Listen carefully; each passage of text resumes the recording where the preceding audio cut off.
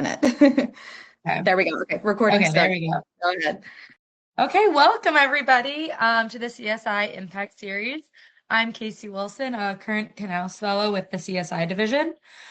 We appreciate everyone joining us today for a conversation on compounding and cascading risk reduction. Some housekeeping items before we start. Please put any questions that you have for the speakers in the Q&A box on your tool panel. It looks like a little voice blurb with a little question mark that you'd like to see in a cartoon.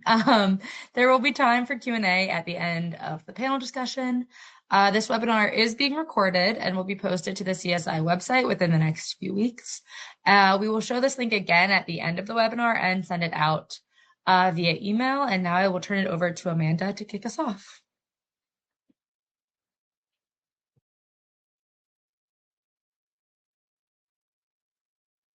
Hear me? Hello? Yes, we can hear you. Is anyone able to hear me? We can hear you.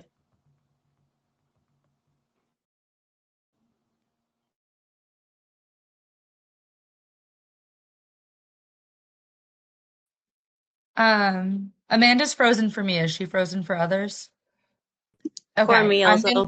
Sorry, I'm back now. Are you all able to hear me? No? Yeah, go ahead. Okay, thank you. Sorry about that. My internet seems to be cutting out here because of the snow. Thanks again, Casey, and again, welcome to the CSI Impact Series. My name is Amanda Catron, and I'm a program specialist in the Climate and Societal Interactions Division. As a part of the NOAA Climate Program Office, the CSI division supports research that seeks to generate the knowledge, tools, and institutional networks that enhance society's capacity to anticipate, plan for, and adapt to weather and climate impacts. The CSI Impact Series was launched in an effort to highlight the pathways through which research can inform actions at state and local scales that can build more resilient communities in the face of increasing risks and natural hazards. This will be a three-part series with other topical areas focusing on building resilient economies and best practices in coastal resilience, so stay tuned for those. Today, we'll be focusing on compounding and cascading risk reduction through project examples and discussion facilitated by our three excellent expert panelist speakers. And we will explore best practices and applied action for reducing impacts from multiple weather and environmental hazards that interact with other physical, economic, and/or social factors. Bhaskar, if you could go to the next slide for me. And I will go ahead and I will introduce our first wonderful speaker, Dr. Tiffany Troxler, who will be talking to us about the Resilient 305 Collaborative. Dr. Tiffany Troxler is an associate professor in the Department of Earth and Environment and director of science in the Sea Level Solutions Center in the Institute of Environment at Florida International University in Miami, Florida. And she currently also serves as the chair of the International Long-Term Ecological Research Network. So Tiffany, I'll turn it over to you. Thank you so much. Thank you, Amanda. It's a pleasure to be here today. Thank you so much for the opportunity. So the project I'm going to highlight today was funded through CPO's Adaptation Sciences program.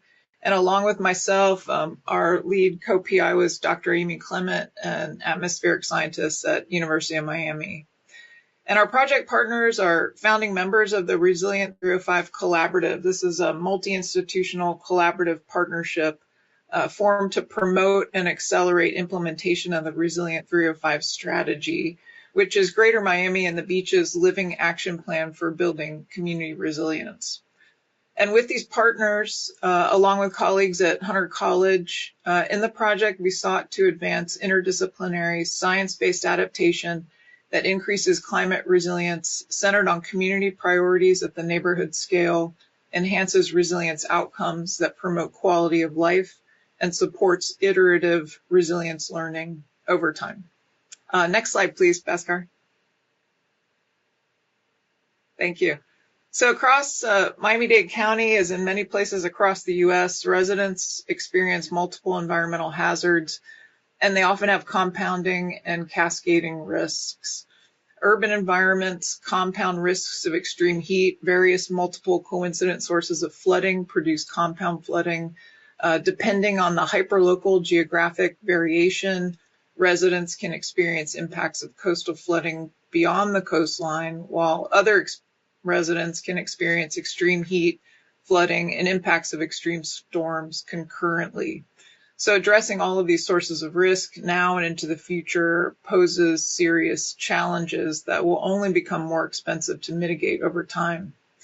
So in our project, we sought to develop a research framework that would help shift the conversation and impact of financial investments and risk mitigation to quality of life benefits prioritized by residents in their neighborhoods.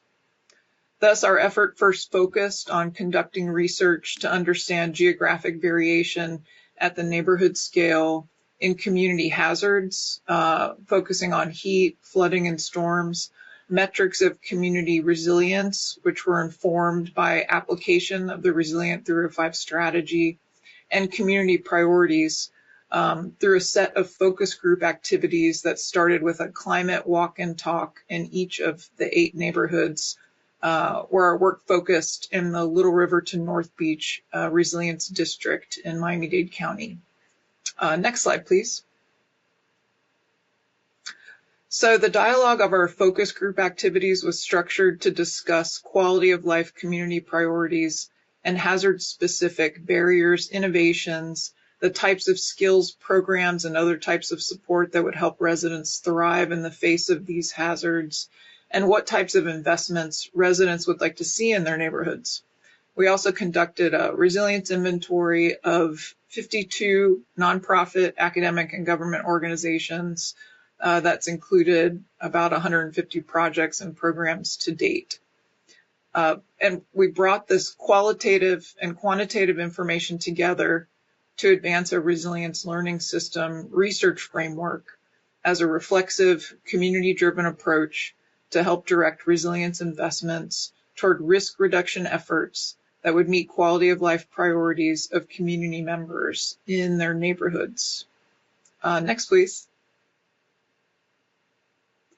So our research has already moved into implementation. It was written into Miami-Dade County's Little River Adaptation Action Area Planning document as a means to track progress on projects and programs advanced with Little River Adaptation Action Area Planning and the Resilient 305 strategy.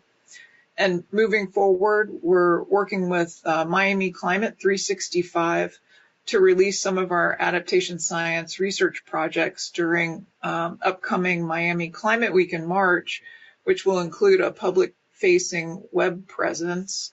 We're also partnering on a media campaign and public relations strategy to broaden access and impact of our adaptation science products and to seek to secure new sources of funding to continue this long-term monitoring and evaluation work, applying the resilience learning system that we developed with adaptation sciences funding.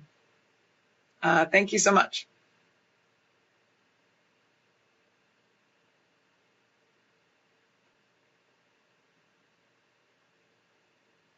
Awesome. Thank you so much, Tiffany. That was a great presentation. As a reminder, if you have any questions for Tiffany, please put them in the Q&A box and we'll get to them after our panel discussion if they're not addressed there. I'd like to introduce our next speaker, Dr. Nicole Nahr. Nicole will be talking to us today about collaboratively modeling Washington coastal estuaries.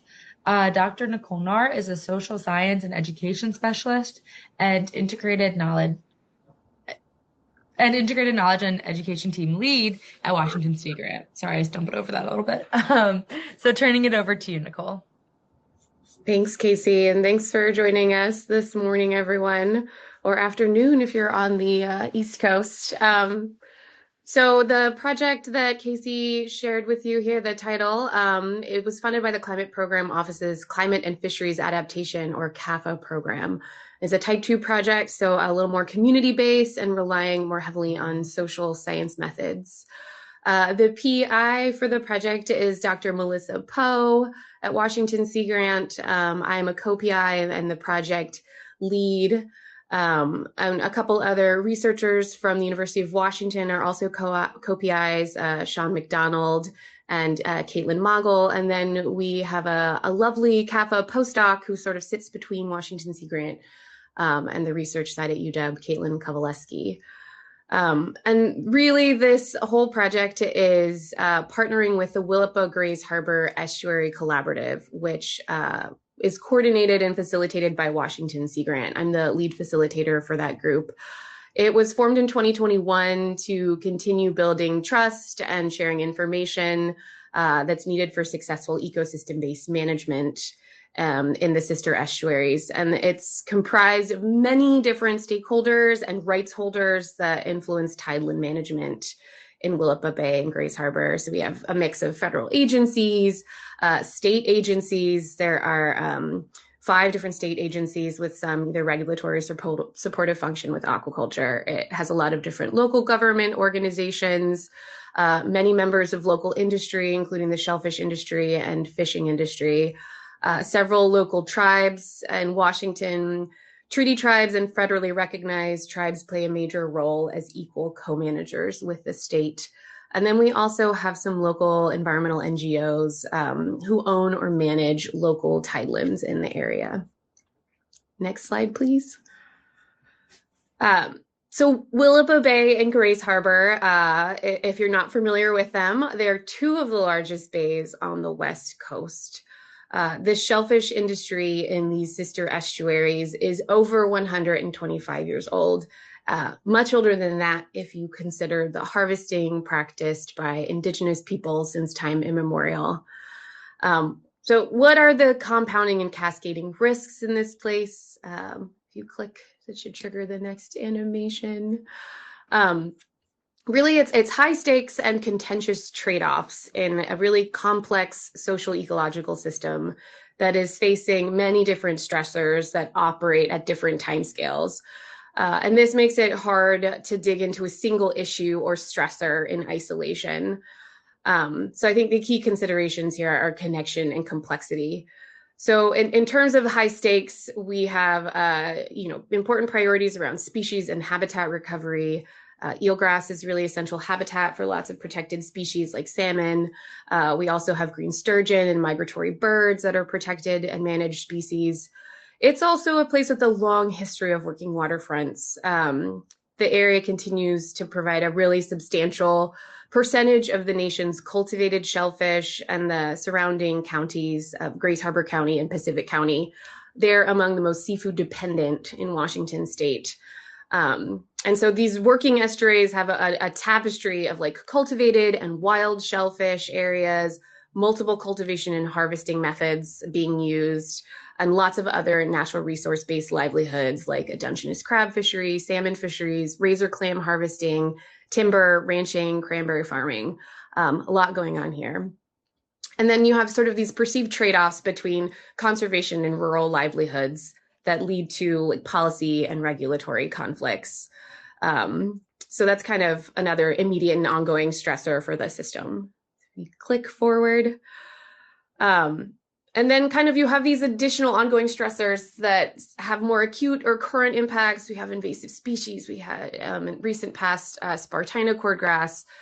Currently there's an invasive eelgrass species. European green crab is coming in high numbers.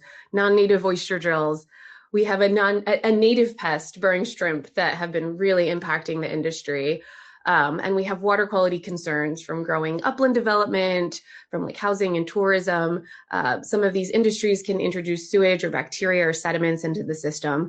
And then in the background, we have these chronic and future impacts related to climate change, like ocean acidification affecting shellfish larval development, sea level rise that could affect the suitability of different tidelands, warming waters causing more frequent harmful algal blooms and stress on shellfish and other protected species. And that's also implicated in the spread of invasive species. And we have stronger storms and increased flooding that threatens homes and working tidelands, the safety of fishermen at sea, and shoreside infrastructure. So a lot going on. Next slide, please.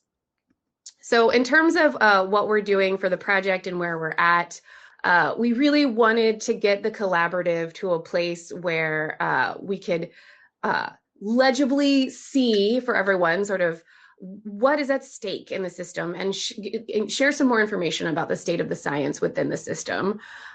So right now we're in the collection phase, kind of moving into the consensus phase of the CAFA project process. For collection, we are having individual sort of mini focus groups with each member organization of the collaborative, and building social ecological system conceptual maps. We're also collecting oral histories to give us a little bit more time depth on the system and how it's changed over time. We have a lot of multi-generational farming families, tribal harvesters, and like multi-generational fishing families in the community, and folks that have worked in natural resource management for a very long time. So the idea here is to make your understanding of the system, whether it's from the industry side, what you're paying attention to, or a regulatory side, what your mandate and mission is. How do you see the system, and not just the eelgrass and the shellfish, but also things like resilience or environmental justice, so ecological, economic, and social factors. Once we have all of these social, ecological conceptual maps, we're going to try to make them talk to each other. We have a sort of consensus project process starting by constituent groups, so like our industry folks, our agency folks, tribes, local organizations. We're going to try to get them to agree on the system and what it represents to them at that stage. And then we'll move on to attempt a full consensus model that can then be formalized by our postdoc using either fuzzy cognitive maps or qualitative network models. And that should get us to the point where we can do some robust scenario planning and vet different potential alternative management strategies that the group might want to recommend as a whole. And then we also have a lot of sort of communication utilizing the oral histories and the story maps to get the word out about what's at stake and why this place and this system is important. That's it for me. Thank you so much, Nicole. That was great. And last but not least, I'd like to introduce our final speaker, Dr. Laura Cabrera Rivera. Laura will be talking us today about compounding heat and air quality risks in school learning environments in Puerto Rico. She is an environmental health researcher and postdoctoral fellow at the Icahn School of Medicine in Mount Sinai, and she is actively involved with the Caribbean Climate Adaptation Network, where she supports applied research, stakeholder engagement, and science to action efforts aimed at strengthening regional adaptive capacity. So I'll turn it over to you, Laura. Hola, saludos. Hi, everyone. My name is Laura Cabrera Rivera, and as Amanda mentioned, currently I'm a postdoctoral fellow at Mount Sinai in New York City, working in heat and health under the mentorship of Dr. Romero Harari. But before this, I was working in the Caribbean Collaborative Action Network, also known as CSI, a NOAA captain led by Dr. Pablo Mendez Lázaro. And today I want to talk about the compounding heat and air quality risk in learning environments. So in Puerto Rico, extreme heat is no longer occasional. It is persistent, and it is happening in schools where children and staff spend most of their day. Many schools across the island don't have functioning AC, and in some cases, frequent power interruptions. And during the summer of 2023, there were protestas, strikes across the island because of the unsafe conditions in schools. So we did a survey where we found that students and schools employees in non-air conditioned environments show significantly higher odds of experiencing heat-related symptoms. So when extreme heat happens in these spaces, it does not happen alone. It interacts with poor air circulation, indoor air quality issues, and sometimes overcrowded classrooms.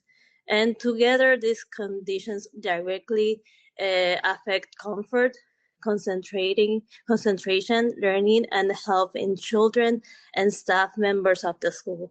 So right now, CSI is working with local schools to understand what students and teachers actually experience in classrooms.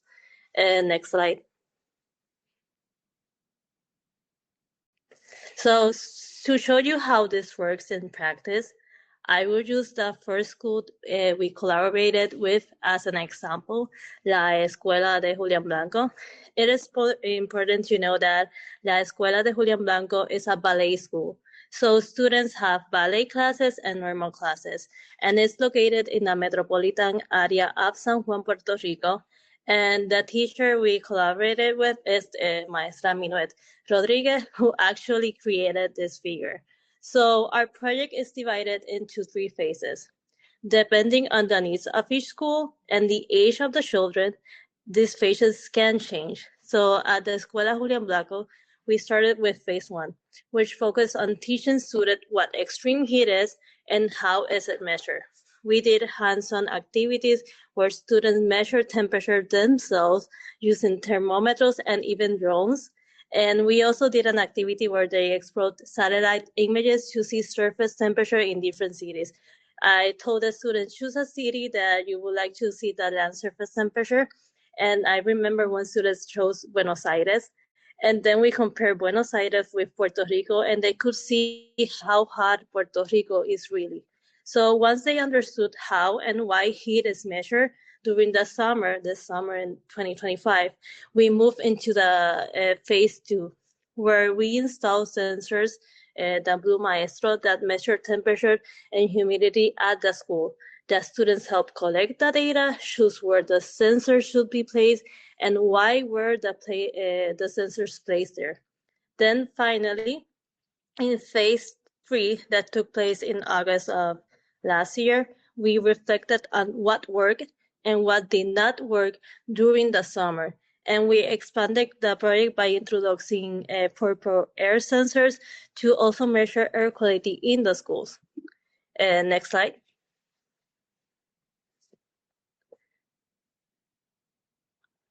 Ultimately, this work is about moving from just measuring to actual taking action.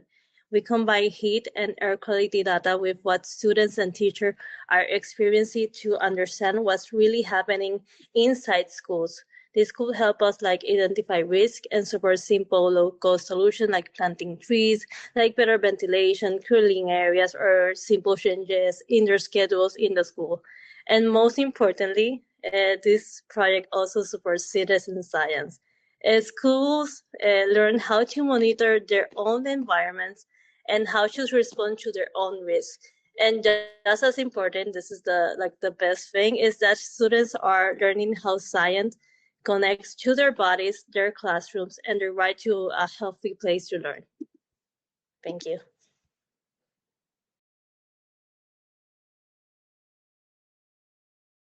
Thank you so much, Laura, and the other 2 panelists, Tiffany and Nicole. Those were some really interesting presentations that really show us how research can successfully move to local action.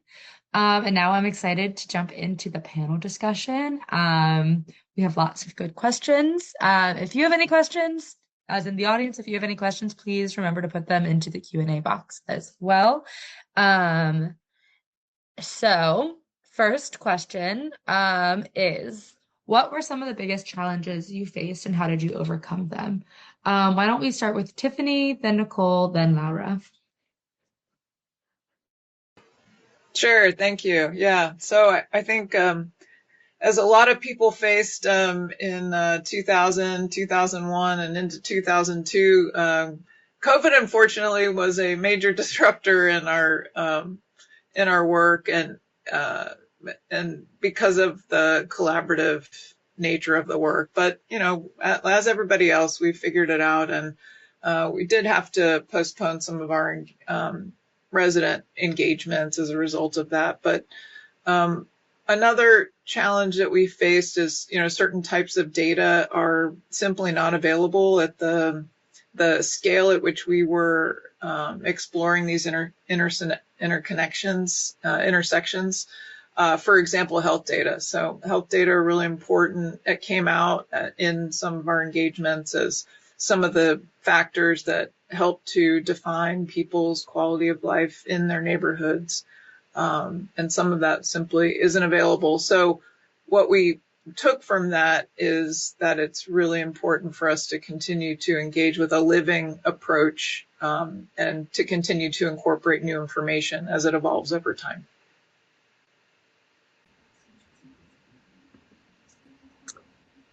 Nicole, do you want to take it away? Yeah. Okay. I think one of the big challenges where we're working, I joke often that like Washington State puts the poly in polycentric governance. There's very, very little can happen that doesn't involve multiple partners coming to agreement. And this is an area with like a history of environmental conflict. And so the different organizations and the different individuals representing those organizations on the collaborative all sort of have different levels of comfort with the institutional risks that are just inherent in whenever you communicate in public settings. So this, I think, when we first started with like the predecessors of this project during COVID over Zoom, it was really hard, and it's still hard now, but it's just really difficult to know if all the relevant issues and trade-offs are being represented in the process as you're trying to make decisions. And so that's why when we thought through the CAFA project process, we shifted to holding focus groups with each member organization rather than trying to do this with the full body in our quarterly meetings. And we found that this extra layer of like confidentiality helps mitigate some of those perceived risks about communicating within and about a system with a history of environmental conflict. So for us, I think the biggest challenge was to keep the students involved, because we wanted them to feel like they're part of the project. They're like the investigators, they're the scientists, not us. They're only there to give them the advices or different stuff. So we got very creative. So we started like, they chose the name of the project. They also created a logo. We did a competition, and each of the students like draw a logo for the project. And we told SICAN scientists to choose the best logo that represented the project, but also the other logos were chosen for other things, so they didn't feel like not included. And I think the most important is having the children engaged in the project, so they feel like connected to the research and feel like they're very involved in it. That's awesome. I think definitely like the COVID part is really resonates with a lot of us, and I think maybe some of those tools that we built during COVID, we didn't expect them to bring us so far forward, and here we are with them again. So, something that Tiffany spoke to, I kind of want to touch on more. Tiffany explained that there are some metrics and indicators that have been hard to get a hold of. And so I was wondering if there are any other types of data that would have been helpful in the other projects that were maybe like you would love to know what the whole population thinks of X, but like actually getting that information is kind of impossible, and how that would have helped your project as well. Sorry, that's a new question that I'm throwing at the panelists, but just something that Tiffany said that sparked an interest. So I can start. I think in this project in particular, in SIGAN, we don't have like a written in stone metric. But what we have seen, that we have seen a grown-up schools that want to get involved. Dr. Pablo Mendez Lázaro and the teacher Minuer, last year they made a presentation in a webinar about this pilot project. And there were a lot of teachers and people from the Department of Education. And when they saw the presentation and they saw how involved the students were, I remember in December, I received emails and emails of schools that wanted to get involved. So I think the growth of the monitoring environmental, I have it in Spanish in my head, the growth of this network, I think that's like the metric we're using right now. But I feel like in the future, we need like a better metric for how this network is growing. of schools involved in the environmental monitoring network. Awesome. Thank you so much. So speaking of metrics, what are some key metrics or indicators that you use to measure the success of your project?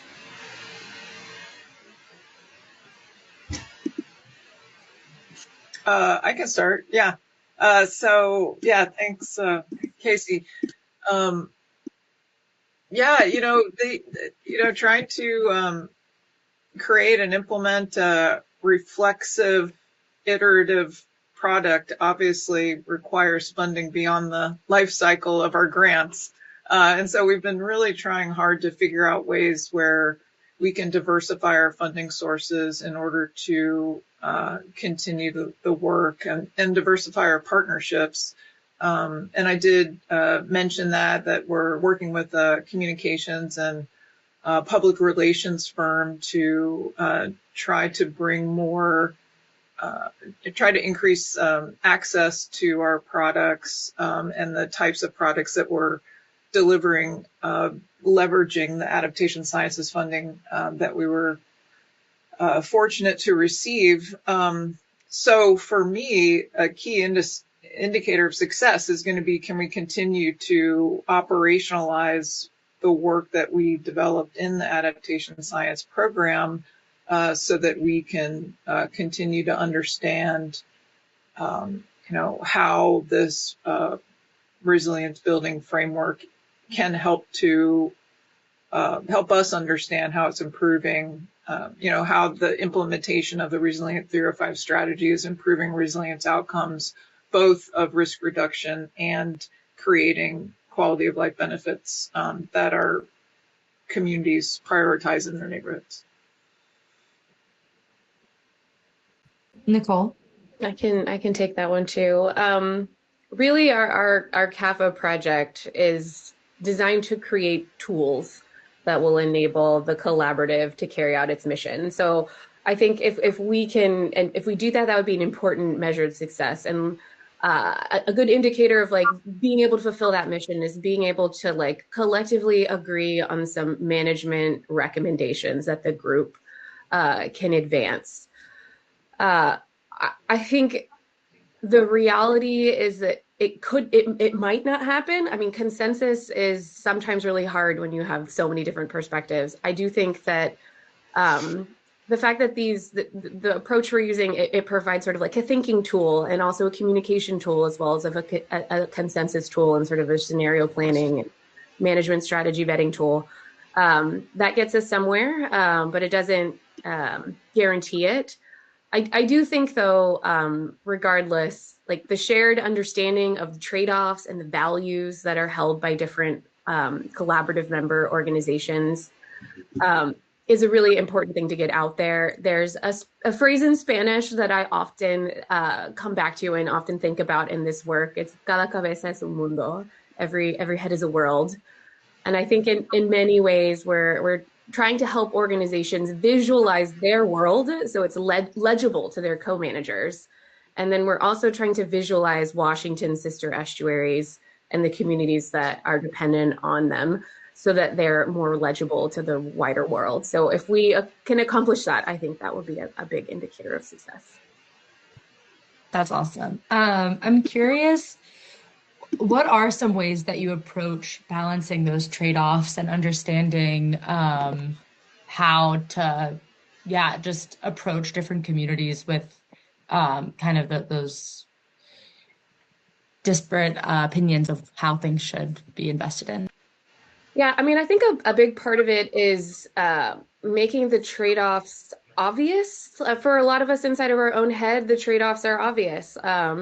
If I'm like wearing my shellfish grower hat, like I can see all the ways that this particular like regulatory change or policy change is going to impact the labor force or my ability to sell product or my ability to like purchase seed.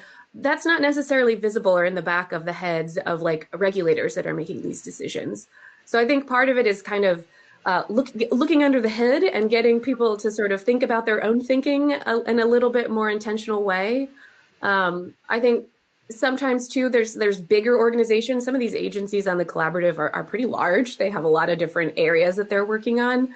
And so it's been an interesting experience bringing different arms of the same organization into the room together. And they will sometimes have some aha moment about like, oh, this is important for these folks over here doing this, regulating this thing. And I hadn't necessarily thought about that in my work. So I think a big part of it is just making everybody aware of those trade-offs so that we can think about them when we are suggesting a management strategy that we might try, rather than kind of keeping them in the back of our heads and stewing about them when they're not recognized. Yeah, absolutely. I'm wondering if either of our other panelists have similar experiences kind of trying to balance different perspectives in their work.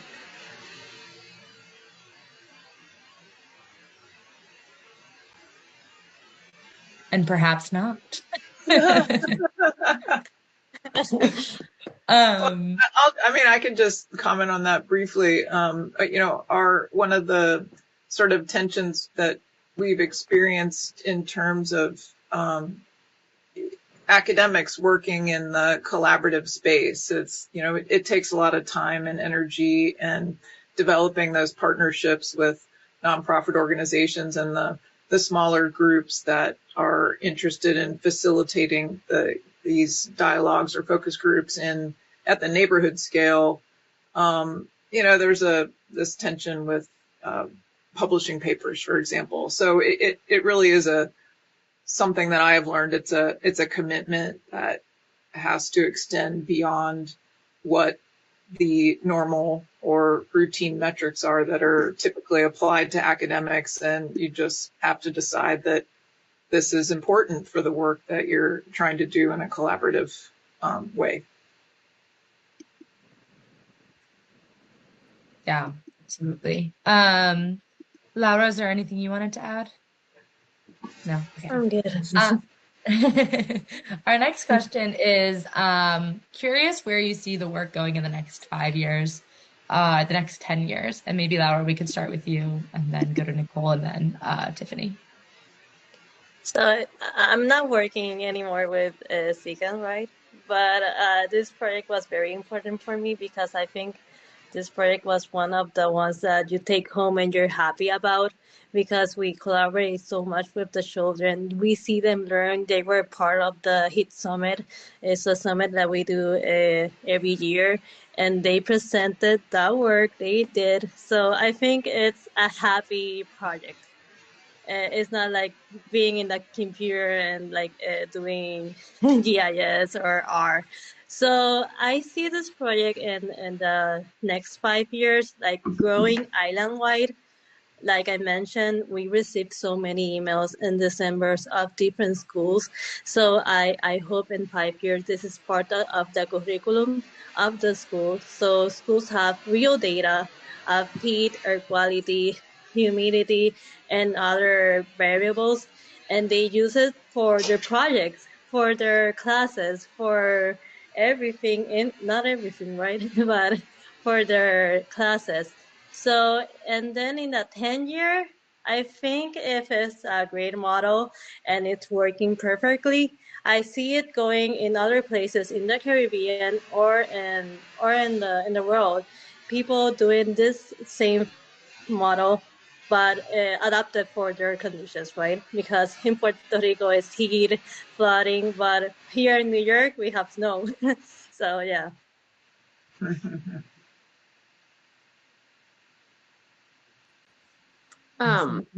I think in 5 to 10 years, like we've made a lot of progress in 5 years, just in terms of like building like partnerships and trusts and relationships. We've had some sort of like small wins with different sort of coalitions of collaborative members.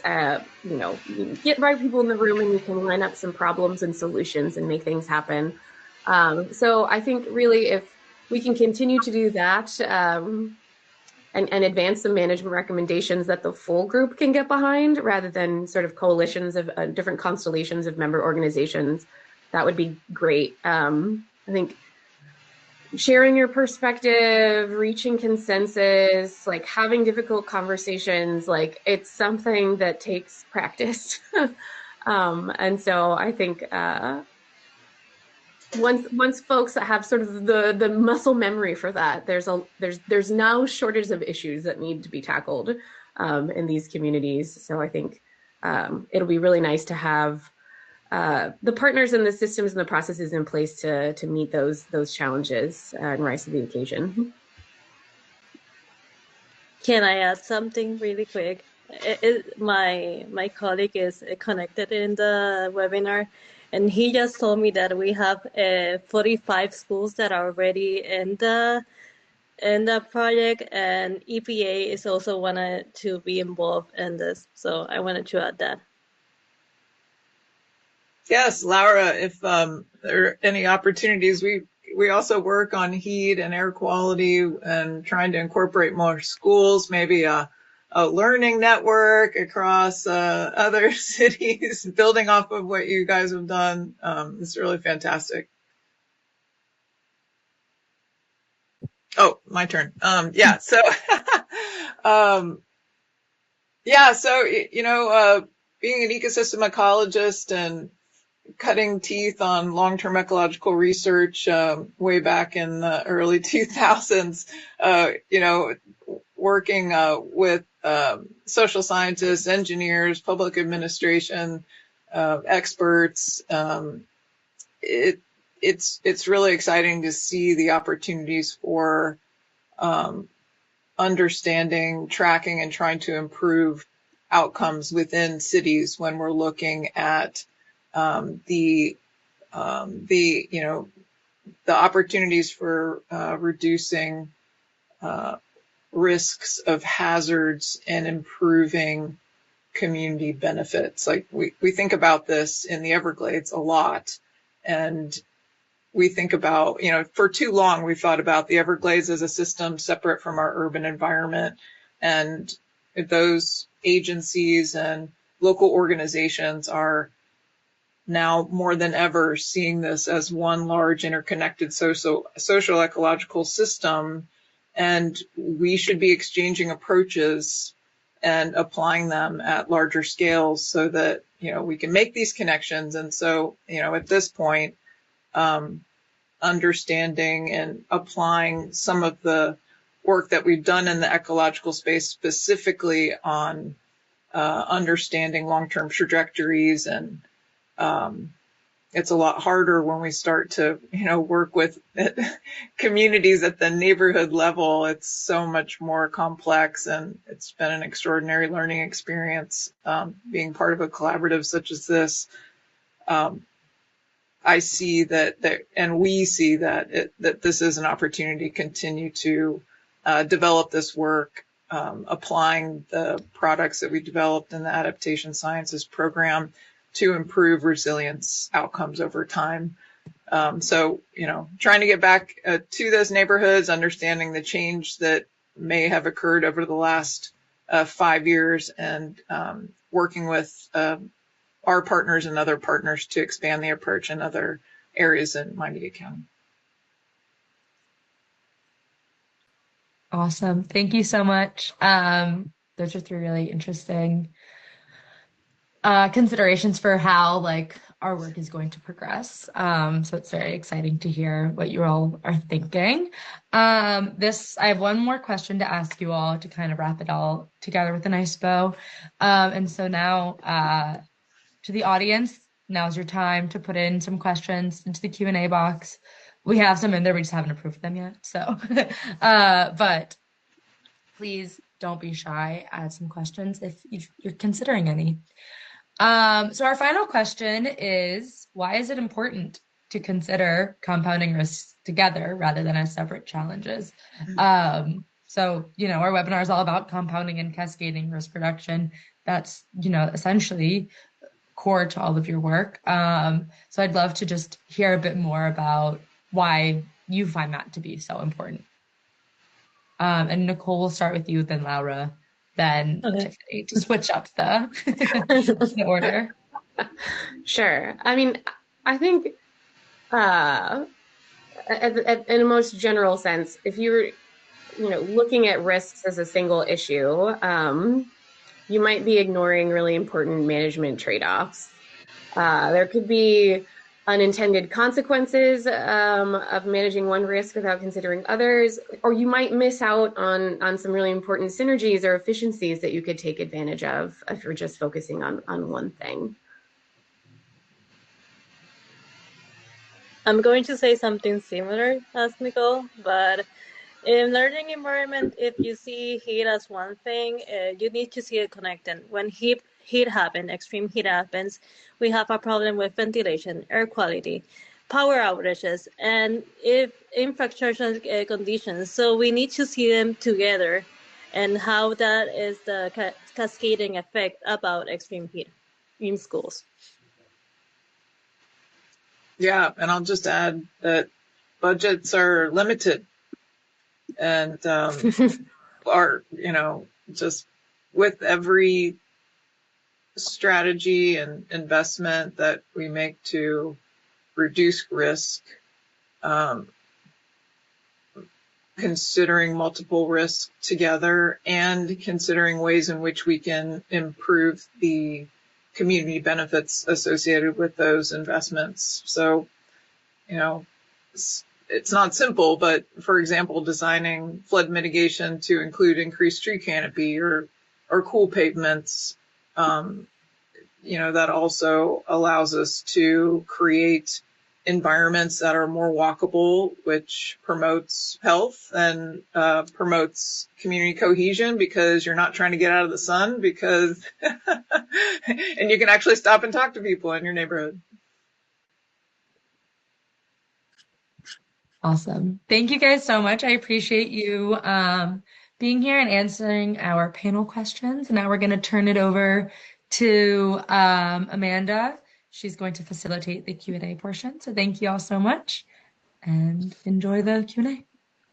Great. Thank you so much, Casey. And thank you, panelists. That was a really fantastic discussion. Love to see all the connections as well. So I'll jump into one of our first questions here from the audience. And again, please don't be shy. Feel free to submit some questions. We have some time. So I guess the first question I was going to ask is, do you have any advice for those local decision makers or for researchers who are hoping to engage? And kind of a follow-on to that is, how do you begin to kind of build trust with those local decision makers?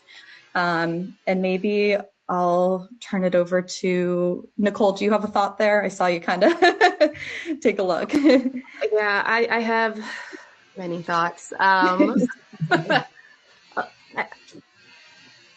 think that it's a slower process than one might expect. So when you can lean on other partners in your organization, like Sea Grants, for example, or extension folks who their main role is to cultivate partnerships, that's a good first step. But starting smaller, like prioritizing quality over quantity, I think is really important, especially given like budgetary constraints. So like I mentioned, our project is like a type 2 CAFA project. And oftentimes sort of more locally focused or social science stuff gets less funding because the perception is that, well, the science part is less expensive. But a lot of times if you're trying to bring in community partners, work with local communities, work with local nonprofits, you want to compensate them for their time and for their capacity, and that takes money. And so you might not be able to like bring everyone on board that you want to fully flesh everything out. So it can be a slow process. And I think it's good to sort of work with your own strengths. I know in the context of some Sea Grant projects I've been working on within the shellfish industry, for example, like I'm a Spanish speaker. There wasn't any other Spanish speakers on staff, but the Latinx community is very, very involved in shellfish aquaculture. And so I was like, okay, I can use this. I found one organization that I could work with. I compensated them for a project, and like 2 years later, we're still working on things. I've connected them to other folks, other ways that they can get involved. So I think start small and use your strengths, use existing partnerships at the university, and really move at the speed of trust, which unfortunately is not often at the speed of the proposal or the research funded cycle. And I also think what said Nicole is very slow, the process to have trust with collaborators, partners, and different persons. But it's also very important to have key persons in your team. In our team, we have Dr. Pablo Mendez Lázaro, who is the lead of SICAN. He knows everybody in Puerto Rico.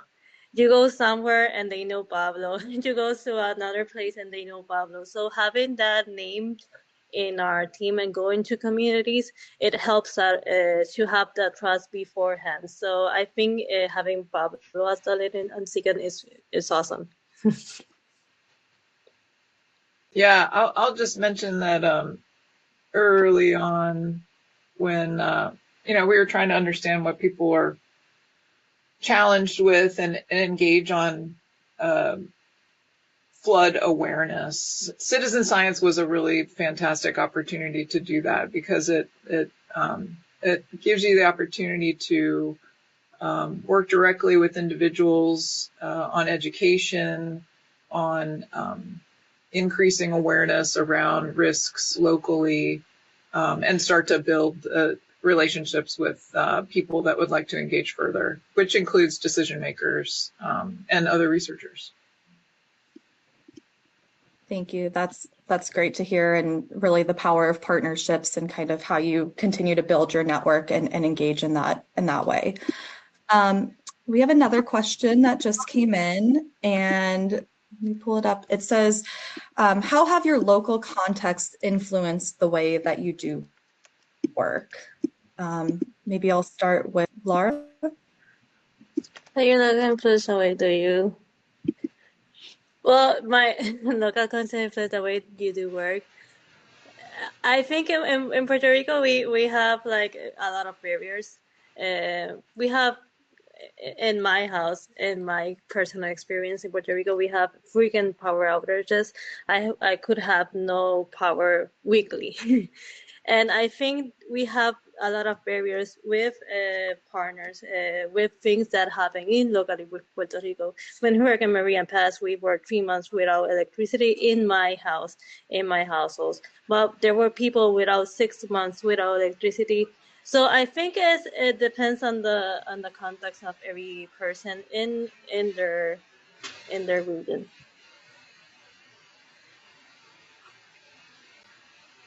I can take that one. Quick clarifying question. Was it the question local context or local contacts? Local context. Okay. Yes. Sorry about that. I mean, I think it influences a lot of how we work at Sea Grant. I think it's like really part of building trust with partners in local communities. So the main Sea Grant office is located in Seattle urban area. And a lot of our working communities takes place out in rural communities. And for those communities, like presence, in-person presence really matters a lot.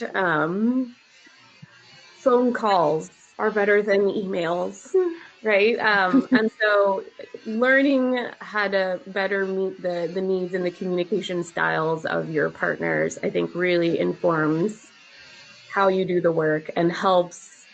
Like I think about trust and establishing trust, it's like competence, character, and consistency, right? And so if you can figure out how you're going to demonstrate that you care about these folks and that you're doing the work for the right reasons and you can show up for them in ways that are consistent and recognizable to them, I think that goes a long way in doing research.